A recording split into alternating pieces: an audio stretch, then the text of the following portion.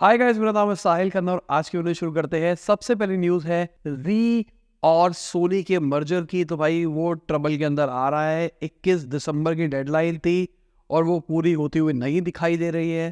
तो इसका मतलब शायद डील नहीं होगी। बहुत टाइम से फंसी पड़ी है डील। अभी हम सुन रहे हैं कि भाई हॉटस्टार और जियो भी मिलने वाले हैं। वायाकॉम 18 और स्टार ग्रुप बेसिकली मिलेंगे, तो वो भी डील होनी है।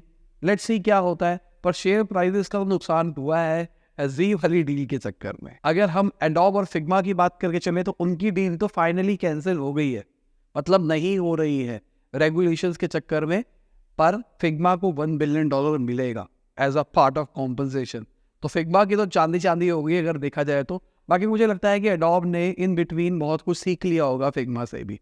एडोब का खुद का प्रोडक्ट है एक्सजी, जो कि कहीं ना कहीं फिग्मा से compete कर रहा है। तो देखने वाली डायरेक्शन ये है कि क्या होगा क्या नहीं होगा। एडोब और फिग्मा की $20 बिलियन की ये डील होने वाली थी, पर ऐसा नहीं हो रहा है। Let's see. अगर आपने एक्सडी यूज किया है तो नीचे कमेंट बताना आपका एक्सपीरियंस कैसा रहा एडोब एक्सडी के साथ में। अगली खबर भारत पे की है। तो भाई भारत पे अभी भी लॉस के अंदर दबा के चल रहा है। अगर इनके रेवेन्यू की बात करके चले तो 1000 करोड़ से ऊपर का इनका रेवेन्यू तो निकल गया, पर फाइनेंशियल ईयर 23 के अंदर उन्होंने 941 करोड़ का लॉस रिपोर्ट किया है। अगर पिछले साल आपको याद हो हमने बात करी थी, तकरीबन 5000 करोड़ का लॉस इन्होंने किया था, जिसके अंदर कुछ फेयर वैल्यू के इशू थे, मतलब कन्वर्टेबल शेयर्स थे जिसको ट्रांसफर किया गया शेयर के अंदर, जिस चक्कर में लॉस दिखाई दे रहा था। पर अगर उसको हटा दिया जाए फिर भी कंपनी ने पिछले साल 834 करोड़ का लॉस रिपोर्ट किया था, जो कि बढ़ता हुआ दिखाई दे रहा है अभी। और तो ये कहानी सही नहीं है। अगर इनकी वैल्यूएशन की बात करके चले, $2.9 बिलियन की वैल्यूएशन पे 2021 में इन्होंने $370 मिलियन रेस करे थे। उसके बाद अभी ये $100 मिलियन रेस करने का प्लान कर रहे हैं $2 बिलियन की वैल्यूएशन के अंदर, जो अभी खबरें निकल के आ रही है। और फिर भी अभी डील नहीं हुई है। तो कहानी सही नहीं है स्टार्टअप इकोसिस्टम की अगर देखा जाए तो। अगर हम हैदराबाद की बात करके चले तो वहाँ का जो ऑटो टैक्सी ड्राइवर एसोसिएशन है, उन्होंने राइड प्लेटफॉर्म निकाल दिया है अपना यारी करके, जो कि ओएनडीसी के ऊपर होने वाला है। मतलब कॉस्ट नहीं आने वाली है और बहुत सीमलेस इंटीग्रेशन होगा। और ओएनडीसी का एक और एप्लीकेशन दिखाई दे रहा है, और इसकी वजह से भाई एक तरह से ओला उबर की मार्केट हिट हो सकती है अगर ढंग से ये सब कुछ एग्जीक्यूट हो पाता है। तो कमीशंस खत्म हो जाएगी, बहुत सारी चीजें खत्म हो जाएगी। जितनी एसोसिएशंस है अगर वही अपनी ऐप पे निकालने लग जाए तो क्या होगा। अब अगर हम बायजूस की बात करके चले तो उनका जो ग्रेड अप है उसने 15 करोड़ का प्रॉफिट रिपोर्ट किया है फाइनेंशियल ईयर 23 के अंदर। लास्ट ईयर बात करके चले तो 133 करोड़ का इन्होंने लॉस रिपोर्ट किया था। अगर हम इनके रेवेन्यू की बात करके चले तो 49.1 करोड़ से इनके रेवेन्यू पहुंच गया है 154.1 करोड़ पे फाइनेंशियल ईयर 23 की अगर बात करके चले। पर बात यह है कि 120 करोड़ के आसपास जो इनका रेवेन्यू आया ना, वो पेरेंट कंपनी से आया है। बायजूस ने इनको सर्विसेज दी है, ठीक है, ये जो कि सही मैट्रिक्स नहीं दिखाई दे रहा है। अगर इनकी डेट की बात करके चले तो इन्होंने 99 करोड़ का डेट ले रखा है बायजूस से, जो कि इनके नेट प्रॉफिट का 6 टाइम्स है, जो कि अगेन मैथ्स नहीं बना रहा है। अगर वैल्यूएशन की बात करके चले तो बायजूस ने ग्रेडअप को 2021 में $950 मिलियन का खरीदा था। सबसे महंगा एडटेक एक्विजिशंस में से एक था। और अब देखो क्या हाल हो रहा है। मतलब मुझे समझ में नहीं आ रहा यार, इतनी हाई वैल्यूएशन पे एक्विजिशन होती है। हमारी कंपनी मतलब हमारे भी क्लाइंट्स एक्वायर हुए, पर इस हाई वैल्यूएशन पे नहीं हुए।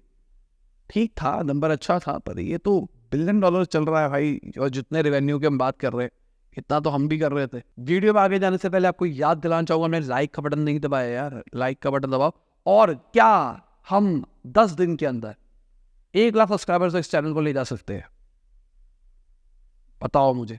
क्योंकि अभी हम टीम में डिस्कस कर रहे थे, जो हमारा साहिल खन्ना टॉक शो है, हमारी जिस स्पीड के हिसाब से हम चल रहे हैं, शायद हो सकता है 26 जनवरी से पहले उस चैनल पे हम 1 लाख अचीव कर लें। तो हम फन में बात कर रहे थे, साहिल खन्ना टॉक शो ज़्यादा तेजी से बढ़ेगा लफाज वॉइस से। लफाज वॉइस में हम डेली मेहनत करते हैं, सब कुछ डेली कर रहे हैं, डेली लोगों से कनेक्ट कर रहे हैं। बहुत सारे लोग कहते हैं बहुत सारा चीज़ ला रहे हो, बहुत मज़ा है, ऐसा आपके पास जो कर रहे हो वैसे कोई नहीं कर रहा है। और वहाँ पे जो ग्रोथ रेट है वो बहुत ही नेक्स्ट लेवल आ रही है। तो यार यहाँ पे भी सपोर्ट करो ताकि मज़ा आता रहे ना। देखो मैं भी चाहता हूँ आप लोगों से कनेक्ट रहना, मैं भी डालना चाहता हूँ, पर क्या होता है सब्सक्राइबर ग्रोथ दिखाई देती है ना, तो मज़ा थोड़ा सा ज़्यादा आता है। ये मेरा पर्सनल ओपिनियन, थोड़ा सपोर्ट करो। 4K कर दिया है वीडियो को अगर देखा जाए तो। अगली खबर फोन पे की है। तो फोन पे डंजो के अंदर इन्वेस्ट कर सकता है, खासकर उनके मर्चेंट बिजनेस के अंदर डंजो का हाल बुरा है भाई, पैसे नहीं है उनके पास रन करने के लिए, फंडिंग भी नहीं मिल रही थी, तो ऐसे चांसेस थे कि शायद कंपनी बंद हो जाती। पर फोन पे अब स्टेप इन कर रहा है, शायद अच्छी रेट के अंदर करने वाला है। पहले खबरें निकल के आई थी कि डंजो के अंदर इन्वेस्ट कर रहा है फोन पे, पर ड्यू डिलीजेंस का इशू आया था कि बहुत सारा कुछ भाई नंबर सही नहीं है, इसके चक्कर में वो बैकआउट कर गए थे, पर अभी फिर से इन्वेस्ट करते हुए दिखाई दे रहे हैं। अगली खबर इंडिगो की है, तो पहली इंडियन कैरियर बन गया है जिसने 10 करोड़ पैसेंजर का मार्क छुआ है एक साल के अंदर। 10 करोड़ लोगों ने ट्रैवल किया है एक साल के अंदर, बड़ा नंबर है। अगर मैं स्पाइसजेट की बात करके चलूँ तो उनके शेयर प्राइसेस बढ़ते हुए दिखाई दिए, क्योंकि उन्होंने इंटरेस्ट दिखाया है गो फर्स्ट को खरीदने के लिए। गो फर्स्ट कुछ टाइम पहले बैंकरप्ट हुआ था, अभी उसको खरीद रहे हैं, और एक खाली इंटरेस्ट है, खरीदा नहीं है, और भाई शेयर प्राइसेस 52 वीक हाई पे पहुंच जाते हैं इस बातों पे। अगर हम आरबीआई की बात करके चले तो उन्होंने 2,20,000 करोड़ का प्रॉफिट रिपोर्ट किया है। हम यार स्टार्टअप्स लिए रिपोर्ट कर रहे हैं, पर देखा जाए तो आरबीआई कर रहा है। आरबीआई का कहना है ये जो उन्होंने पैसा रेस किया है नोट छाप के किया है, मतलब नोट छापने के अंदर मान लो 10 रुपए लगे और उन्होंने 100 रुपए में वो नोट बैंक को दिए, क्योंकि उसकी वैल्यू 100 रुपए थी, 90 रुपए का प्रॉफिट हो गया। सीधा सा लॉजिक। कितना अच्छा बिजनेस मॉडल है, सबसे अच्छा बिजनेस मॉडल आरबीआई चला रहा है, नोट छापने की मशीन लगा के। कॉस्ट तो कुछ है नहीं और प्राइस मतलब सेलिंग प्राइस बहुत जबरदस्त है। अब सिंपल सी बात ये है, गवर्नमेंट ओन बॉडी है, तो ये जो पैसा आया है अपने कंटिजेंसी प्लान के लिए यूज करेंगे, मतलब तकरीबन 1,30,000 करोड़ रुपए कंटिजेंसी रहेगा कि कभी फ्यूचर के अंदर कुछ इकोनॉमिक क्राइसिस वगैरह आते हैं, वहां पे इसको यूज किया जाएगा। और बचा हुआ पैसा गवर्नमेंट को as a part of dividend दे दिया गया है, गवर्नमेंट के एक्सपेंसेस में मदद आएगी। तो ठीक है, नोट छापो, पैसा कमाओ, फैक्ट्री लगा लो नोट छापने की। अगली खबर टेलीकॉम बिल की है, तो टेबल के ऊपर प्रेजेंट किया गया है और बहुत सारी चीजें बातें हो रही है टेलीकॉम बिल के अंदर। जो पुराने जो फोन वोन हुआ करते थे और आज की बात करके चले तो दुनिया बदल गई है, इंटरनेट बहुत सारी चीजें आ रही है। पहले सिम लेने का तरीका अलग था, आज सिम लेने का तरीका अलग हो रहा है।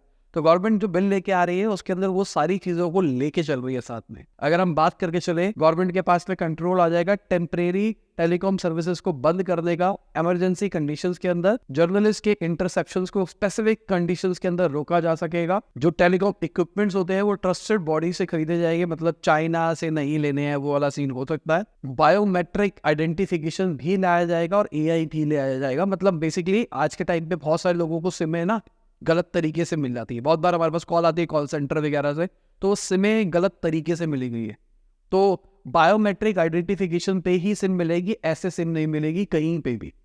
तो अच्छी चीज़ है मेरे हिसाब से, ये स्पैमिंग जो चीज़ें हैं वो कम होती हुई दिखाई देगी इसके चक्कर में। अब इस टेलीकॉम बिल का सबसे बड़ा फायदा हो सकता है एलॉन मस्क को, क्योंकि लाइसेंसिंग की बात करी जा रही है जो सैटेलाइट कम्युनिकेशन है उसके अंदर।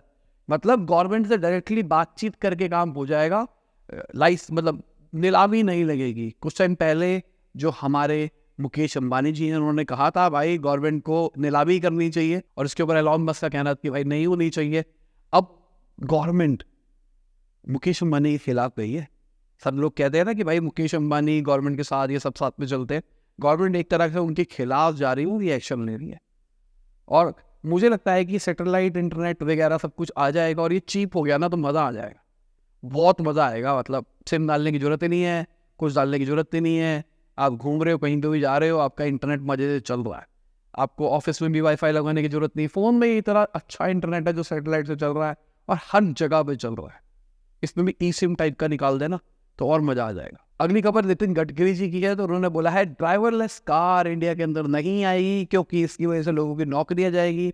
उन्होंने बोला 70 से 80 लाख ड्राइवर्स है इंडिया के अंदर, अगर ये आगे टेक्नोलॉजी तो ऐसा हो जाएगा वैसा हो जाएगा। उन्होंने बोला कि एलॉन मस्क की टेस्ला का वेलकम है, पर चाइना से बनी हुई गाड़ियाँ इंडिया में नहीं आने देंगे। तो लेट्स सी किस डायरेक्शन में पूरी कहानी जाती है। बाकी मुझे लगता है ड्राइवरलेस कार इंडिया में वैसे ही नहीं आ सकती, गवर्नमेंट कुछ भी कर ले। भाई इंडिया में जो ड्राइविंग स्किल्स है ना लोगों के, खासकर मैं दिल्ली में रहता हूँ, दिल्ली में तो मैंने एक्सट्रीम लेवल ड्राइविंग स्किल्स देखे लोगों के, और इनफैक्ट रोड क्रॉसिंग स्किल्स भी, ऐसे हाथ दे के कहीं से भी निकल जाओ, अचानक कूद जाओ। आज सुबह ही मेरी गाड़ी के आगे कोई कूद गई, एक लड़की, औरत लड़की टाइप आंटी टाइप सी, हाथ दे के कूद गई। हाथ दे के मैं रोकूँ, वो अपने आप नहीं रोक रही। और मैं एक हाईवे टाइप की रोड पे था और ये मान लो 60-65 की स्पीड में हूँगा मैं, उस सीधा कूद गई आगे। तो मैंने तो चलो ब्रेक मार के थोड़ा स्लो डाउन करके साइड से निकाल दी, पर अगर भगवान ना करे किसी का डिस्ट्रैक्शन कहीं और हो, या फिर पीछे से कुछ गाड़ियां और होती तो ये नुकसान हो सकता था किसी का। तो बहुत प्रॉब्लम है अगर देखा जाए तो। अगली खबर आईएमएफ की है, तो उन्होंने इंडिया का प्रेडिक्शन किया है कि 2024 की जो ग्लोबल ग्रोथ होगी उसमें से 16% इंडिया से आएगी। दिस इज गुड अगर देखा जाए तो। अगर हम यूपी की बात करके चले तो वो 9.2% शेयर कंट्रीब्यूट कर रही है इंडिया की जीडीपी के अंदर। सेकेंड लार्जेस्ट इकोनॉमी है अगर स्टेट वाइज बात करके चले। तमिलनाडु उसके बाद, गुजरात उसके बाद में वेस्ट बंगाल, उसके बाद कर्नाटका, राजस्थान, आंध्र प्रदेश, मध्य प्रदेश की पॉपुलेशन वाइज देखा जाए तो कहानी थोड़ी सी अलग है। अगली खबर रेमिटेंस की है, तो 2023 के अंदर इंडिया को 125 बिलियन डॉलर के रेमिटेंस मिले हैं और ये 11% के आसपास का राइज है। अगर हम कंपैरिजन की बात करके चले, मैक्सिको के 67 बिलियन है, चाइना के 50 बिलियन है। तो समझने की कोशिश करो कितनी जबरदस्त चीज़ है। हम कितना पैसा इंडिया में लेके, हम यूट्यूबर लोग भी लेके आ रहे हैं वैसे तो देखा जाए। पहले मैं एजेंसी रन करता था तो भी इंटरनेशनल क्लाइंट से डॉलर्स में या यूरो के अंदर पैसा आया करता था, पर अभी के टाइम पे यूट्यूब पे डॉलर में पैसा आता है। हम भी रेमिटेंस का पार्ट है इस परसेंटेज के अंदर। अब अगर हम इंडिया की रिचेस्ट वुमेन की बात करके चले, वो है सावित्री जिंदल जी, जिनकी जो नेटवर्थ है 2023 के अंदर ही 9.5 बिलियन डॉलर से 25.3 बिलियन डॉलर तक पहुंच गई है। अगर हम चाइना की बात करके चले, वहां पे जो रियल एस्टेट क्रैश चल रहा है उसका कहीं ना कहीं मिडिल क्लास के ऊपर बहुत असर पड़ रहा है, क्योंकि भाई प्रॉपर्टी के दाम घट रहे हैं।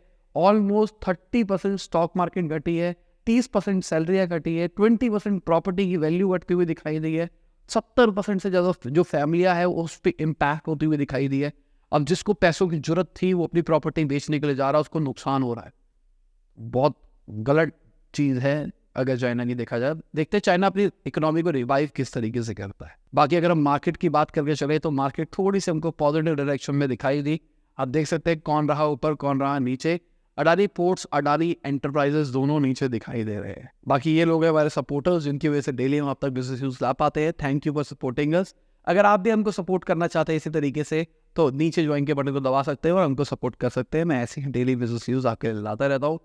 बाय, गुड नाइट, खुदा हाफिज़, गुड मॉर्निंग फ्रॉम जब भी आप वीडियो को देख रहे हैं। जय हिंद, वंदे मातरम। पहले भी मैं तुमसे मिला हूँ, पहली दफा भी मिलके लगा, तूने छुआ जख्म को मेरे, मरहम मरहम। बादल बादल है थोड़े पागल,